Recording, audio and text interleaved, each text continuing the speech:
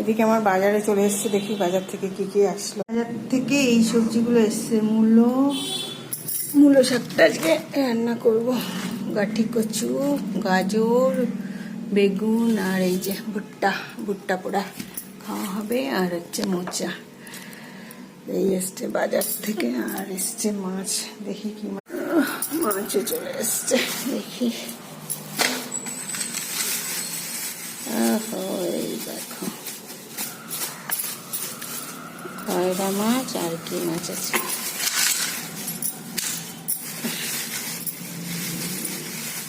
ও ইলিশ মাছ।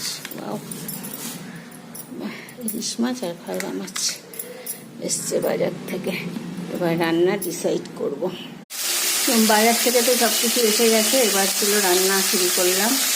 তো দেখো কি কি রান্না হচ্ছে। দুটো কড়াই ধরিয়ে দিয়েছি, আজকে চান করিনি, চান করে তো একটাকে নিরামিষ ঝোল করছি। তো সবজিগুলো আগে ভেজে নেবো ভালো করে। আর এদিকে বড়িও ভেজে নিয়েছি। আর এইদিকে বসিয়েছি ছিল শাক, মূলো শাক বেগুন দিয়ে।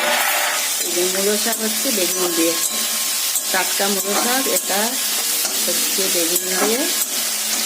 আর হবে হচ্ছিল ইলিশ মাছ। ইলিশ মাছটা আলু বেগুন দিয়ে করবো, এখনো বানানো হয়নি। আর হবে হচ্ছে কচু শাক হবে চিংড়ি মাছ দিয়ে, চিংড়ি মাছ দিয়ে আর এটা দিয়ে মিশিয়ে করবো কচু শাক। তো এই হচ্ছে আজকে আমার রান্না চলছে। কুকিং টাইম আমার এখন। চালও ভিজতে দিয়ে দিয়েছি, চালও ভেজানো হয়ে গেছে। তো এই তরকারিটা হচ্ছে এখন ভাজা হবে। কচু শাকটা কিছুটা ইলিশ মাছের মাথা দিয়ে করেছিলাম সেদিন, তো এইটুকু আছে, তো এইটুকু আজকে করে ফেলবো চিংড়ি মাছ দিয়ে। ওকে বন্ধুরা, তোমরা আমার সাথে থেকো, দেখতে